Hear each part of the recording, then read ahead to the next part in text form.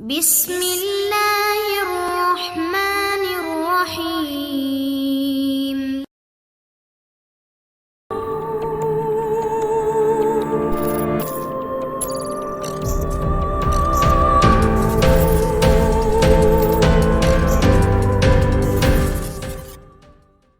السلام علیکم دوستو، عمران سیریز ناول ون مین شو بائے مظہر کلیم MA۔ اگر آپ نے ابھی تک ہمارے چینل جاسوسی دنیا کو سبسکرائب نہیں کیا تو سبسکرائب کریں اور بیل آئیکن پر کلک کیجیے۔ آغاز۔ عمران بڑے ایزی موڈ میں بیٹھا ایک رسالے کے مطالعے میں مصروف تھا کہ پاس پڑے ہوئے ٹیلی فون کی گھنٹی بج اٹھی۔ عمران نے پہلے تو اس کی طرف توجہ نہ دی، لیکن جب مسلسل گھنٹی بجتی رہی تو اس نے برا سا منہ بناتے ہوئے رسالہ ایک طرف رکھا اور ہاتھ بڑھا کر ریسیور اٹھا لیا۔ سلیمان بول رہا ہوں، عمران نے سلیمان کے لہجے میں بات شروع کرتے ہوئے کہا۔ عمران، کہاں ہے سلیمان؟ دوسری طرف سے سپرنٹینڈنٹ فیاض کی آواز سنائی دی تو عمران کی آنکھوں میں یکلخت چمک ابھر آئی۔ عمران صاحب، اوہ، تو آپ کو علم نہیں ہے؟ حیرت ہے سپر صاحب، آپ تو اپنے آپ کو ان کا گہرا دوست کہتے ہیں۔ لیکن سلیمان، خدا کے لیے بتاؤ کیا ہوا؟ سپر فیاض نے بے بسی سے کہا۔ تو آپ کو واقعی نہیں معلوم؟ حد ہے، کمال ہے، عجیب بات ہے، عمران نے مسکراتے ہوئے جواب دیا۔ اوہ اوہ، تم نہیں بتاؤ گے؟ مجھے معلوم ہے تم اس سے کم تو نہیں ہو، میں خود آ رہا ہوں، فیاض نے غصے سے دھاڑتے ہوئے کہا، اور ساتھ ہی عمران کو دوسری طرف سے کریڈل ریسیور پر پٹکنے کی آواز سنائی دی اور عمران نے مسکرا کر ریسیور رکھ دیا۔ اسے معلوم تھا کہ اب فیاض آندھی اور طوفان کی طرح فلیٹ پر پہنچے گا۔ سلیمان، جناب سلیمان صاحب، عمران نے ریسیور رکھتے ہی زور سے کہا، میں نے آپ کی باتیں سن لی ہیں، آپ مجھے سپر فیاض سے گولی مروانا چاہتے ہیں۔ میں آپ کی پلاننگ سمجھ گیا ہوں کہ میری تنخواہ بھی بچ جائے اور سپر فیاض کی پھانسی چڑھ جانے کے بعد فلیٹ بھی آپ کا ہو جائے، لیکن آپ کی یہ پلاننگ کامیاب نہیں ہو سکتی۔ میں اپنی تنخواہ نہیں چھوڑ سکتا، اور سپر فیاض کو جب میں نے بات بتا دی تو پھر اس کے ریوالور سے گولیاں اس طرح تڑپ کر باہر آ جائیں گی کہ آپ کا سنگ آرٹ بھی انہیں نہیں روک سکے گا۔ دور سے سلیمان کی آواز سنائی دی۔ ارے ارے، کون سی بات؟ عمران نے آنکھیں گھماتے ہوئے پوچھا۔ یہ تو اسی کے آنے پر بتاؤں گا، سلیمان نے جواب دیا، اور عمران بے اختیار ہنس پڑا۔ وہ سمجھ گیا تھا کہ سلیمان وہی ڈرامہ اس کے ساتھ دہرانے کی کوشش کر رہا ہے جو اس نے فیاض کے ساتھ کھیلا ہے۔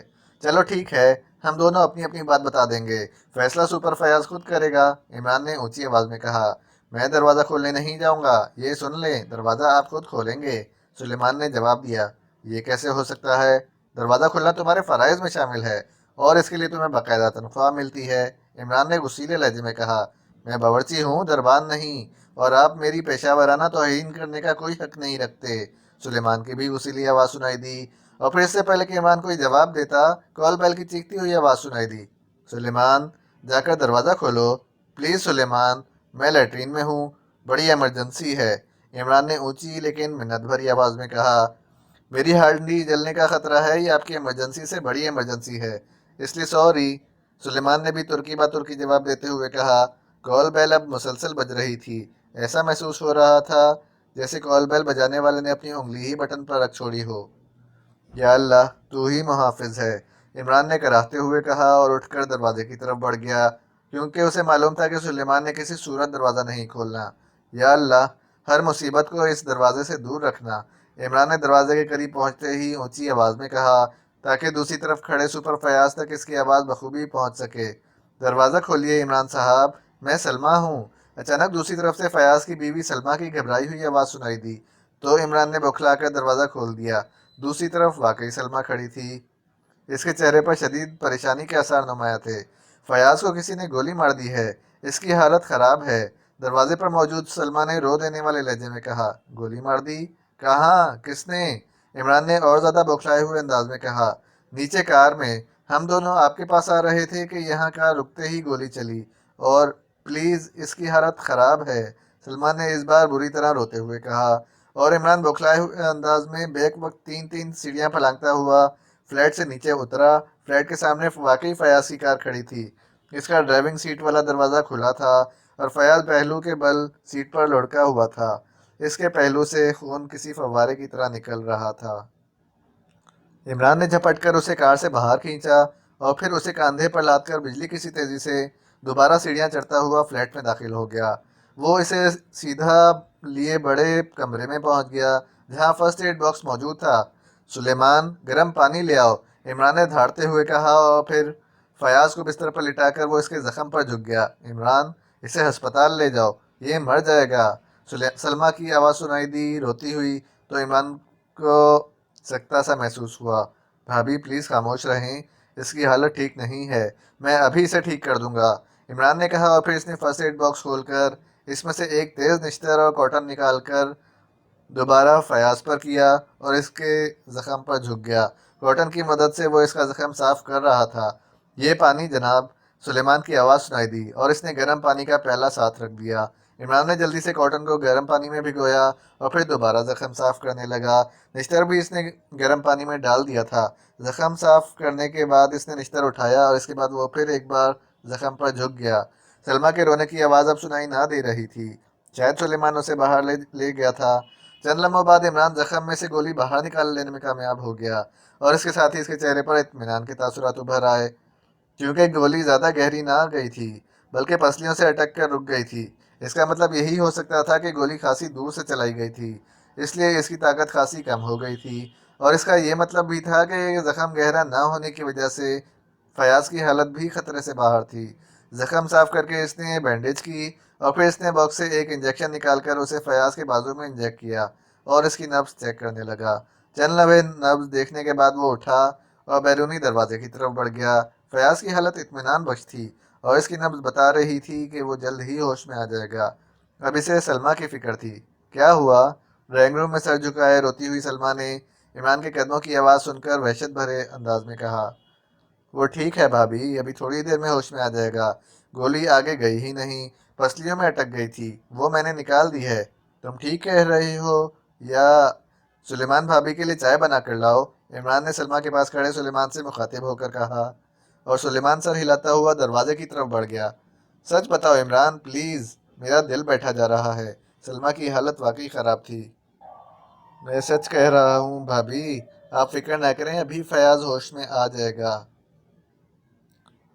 عمران نے اس بار سنجیدہ لہجے میں کہا، لیکن تم تو کہہ رہے تھے کہ اس کی حالت ٹھیک نہیں ہے۔ سلمہ کو عمران کی سنجیدگی کے باوجود یقین نہ آ رہا تھا۔ وہ تو میں نکلتے ہوئے خون کی مقدار دیکھ کر یہی سمجھا تھا، لیکن اب مجھے کیا پتا تھا کہ آپ نے فیاض کو کھلا کھلا کر اس کے جسم میں خون ہی خون بھر رکھا ہے، عمران نے کہا، اور سلمہ کے چہرے پر پہلی بار اطمینان کے آثار ابھر آئے۔ خدا کا شکر ہے کہ یہ واقعہ تمہارے فلیٹ کے سامنے پیش آیا، ورنہ میں کیا کرتی، مجھے تو کار ڈرائیونگ بھی نہیں آتی، سلمہ نے ایک طویل سانس لیتے ہوئے کہا، اور سلمہ کی بات سن کر عمران نے سر ہلا دیا۔ اس کے ذہن میں شروع سے ہی یہ الجھن تھی کہ سلمہ اسے ہسپتال کیوں نہ لے گئی، وہ فلیٹ پر کیوں چڑھ آئی، کیونکہ یہ انسانی نفسیات ہے کہ ایسے موقع پر وہ سیدھا ہسپتال کی طرف دوڑتا ہے۔ لیکن اب بات سمجھ میں آ گئی تھی، سلمہ چونکہ ڈرائیونگ نہ جانتی تھی، اس لیے لامحالہ وہ عمران کی مدد حاصل کرنے اوپر آ گئی۔ یہ ہوا کیسے؟ عمران نے سنجیدہ ہو کر پوچھا۔ سلیمان اس دوران چائے دے گیا تھا، فیاض نے میرے سامنے تمہیں فون کیا تھا، لیکن تمہارے بجائے سلیمان نے فون اٹھایا، اور پھر سلیمان نے کہا کہ تمہارے ساتھ کوئی حادثہ ہو گیا ہے۔ سلیمان نے تفصیل نہ بتائی، جس سے فیاض بے حد پریشان ہو گیا۔ میں بھی ساتھ کرسی پر بیٹھی سن رہی تھی، میں خود پریشان ہو گئی، چنانچہ میں بھی تمہاری خیریت دریافت کرنے کے لیے چل پڑی۔ فیاض سارے راستے بے حد پریشان رہا کہ نہ جانے تمہارے ساتھ کیا حادثہ ہوا ہے۔ یہاں فلیٹ کے سامنے آ کر اس نے کار روکی اور پھر اترنے کے لیے اس نے دروازہ کھولا ہی تھا کہ یکلخت چیخ مار کر سائڈ پر لڑک گیا۔ میں نے گولی چلنے کی آواز نہ سنی تھی، لیکن فیاض کے اس طرح نیچے لڑکنے اور اس کے پہلو سے نکلتے خون کو دیکھ کر میں سمجھ گئی کہ اسے گولی ماری گئی ہے۔ اس کے بعد تو مجھے ہوش ہی نہ رہا، نہ جانے میں کس طرح تمہارے فلیٹ کی سیڑھیاں چڑھی، شکر ہے تم مل گئے، سلمہ نے تفصیل بتاتے ہوئے کہا، اور عمران کو سلمہ کی بات سن کر پہلی بار احساس ہوا کہ فیاض، جس کا وہ ہمیشہ مذاق اڑاتا رہتا ہے، اس کے ساتھ اس قدر مخلص ہے، اور پھر سلمہ بھابھی کا بھی ساتھ آنا بتا رہا تھا کہ اس کی پریشانی کا احساس کرنے والے دو مخلص لوگ موجود ہیں۔ اس کا چہرہ مسرت اور اطمینان سے کھل اٹھا، لیکن اب وہ سوچ رہا تھا کہ آخر گولی کس نے چلائی ہوگی اور کیوں۔ اسی لمحے بڑے کمرے سے فیاض کے کرانے کی آواز سنائی دی اور عمران اور سلمہ دونوں اٹھ کر تیزی سے بڑے کمرے کی طرف بڑھ گئے۔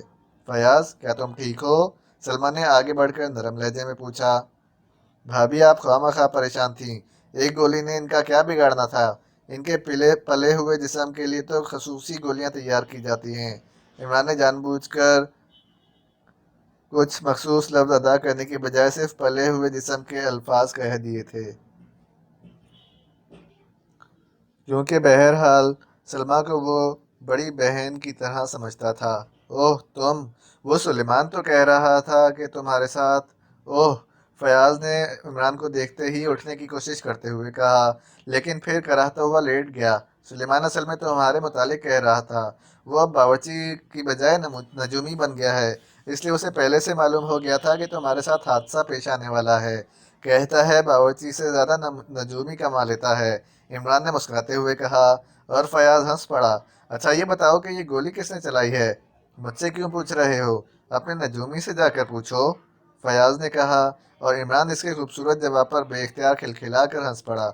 वो बड़ी तगड़ी फीस लेने वाला नजूमी है, और तुम जानते हो मेरी माली हालत आजकल बड़ी पतली है। क्यों, क्या हुआ? माली हालत क्यों पतली है? सलमान ने चौंक कर पूछा। अब उसे क्या मालूम कि इमरान ने फयाज के सामने माली हालत पतली होने के अल्फाज क्यों अदा किए हैं। जाहिर है भाभी, जब नजूमी बावर्ची बन जाए और बावर्ची नजूमी, तो हालत पतली ही होती है, मोटी कैसे हो सकती है? इमरान ने फौरन ही बात बनाई, और सलमा बेख्तियार हंस पड़ी। फिर इससे पहले कि फयाज या सलमा कुछ कहते, दूर से टेलीफोन की घंटी बजने की आवाज़ सुनाई दी।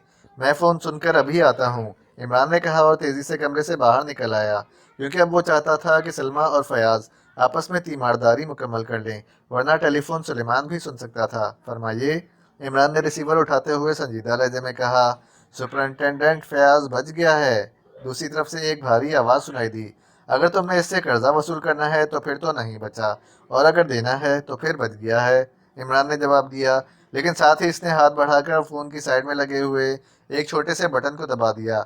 मैंने जानबूझकर उसे एक मौका दिया है, वरना गोली इसकी कनपटी पर भी लग सकती थी, भारी आवाज़ वाले ने कहा। बहुत बहुत शुक्रिया, ये तो तुमने मुझ पर एहसान किया है, वरना मुझे तो फयाज के मरने के बाद सड़क पर छाबड़ी लगानी पड़ती, इमरान ने जवाब देते हुए कहा। उसे कह दो कि आइंदा इसने रेड रेड टी के बारे में कोई तहकीकात की तो ये गोली कनपटी पर ही पड़ेगी, दूसरी तरफ से कहा गया, और इसके साथ ही राब्ता ख़त्म हो गया। इमरान ने जल्दी से रिसीवर रखा और फिर तेज़ी से मुड़कर वो ड्राइंग रूम से निकलकर दौड़ता हुआ अपने ख़ास कमरे की तरफ बढ़ गया। ख़ास कमरे में मौजूद टेलीफोन के साथ रखी हुई मशीन का बटन दबते ही इस पर मौजूद छोटी सी स्क्रीन पर पब्लिक फ़ोन बूथ का निशान और नंबर ज़ाहिर हो गया, और इमरान ने एक तवील सांस लेते हुए मशीन का बटन ऑफ कर दिया और फिर कमरे से बाहर निकल आया। फयाज इस दौरान बड़े कमरे से ड्राइंग रूम में आ चुका था। सलमा उसे सहारा देकर ले आई थी। ये रेड टी का क्या चक्कर है फयाज? Red T? क्या मतलब? तुम्हें इसका इल्म कैसे हुआ?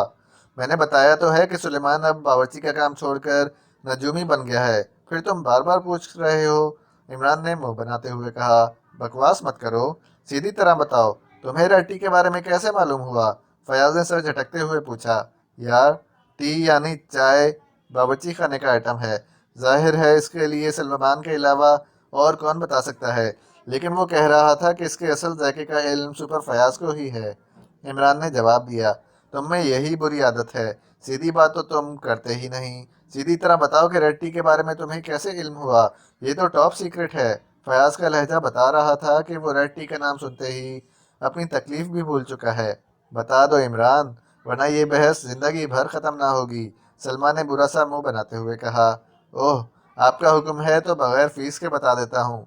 तो जनाब सुपर साहब, अभी जो टेलीफोन आया था इसने कहा है कि सुपर फयाज को आगाह कर दिया जाए कि अब अगर इसने रेड टी के बारे में तहकीकात की तो गोली कनपटी पर पड़ेगी, इमरान ने संजीदा लहजे में कहा। ओह ओह, इसका मतलब है ये हमला रेड टी ने किया है, लेकिन फयाज ने बौखलाए हुए अंदाज में कहा, और फिर बीवी की तरफ देखकर यकलख्त खामोश हो गया। इमरान समझ गया कि वो बीवी के सामने कोई सरकारी राज नहीं बताना चाहता। ठीक है, मैं सुलेमान को हिदायत कर देता हूँ कि वो जायचा बनाकर बाकी बात मालूम करे, और मैं तुम्हें घर तक पहुँचा दूँ, तुम खुद का ड्राइव ना कर सकोगे, इमरान ने संजीदा लहजे में उठकर खड़े होते हुए कहा।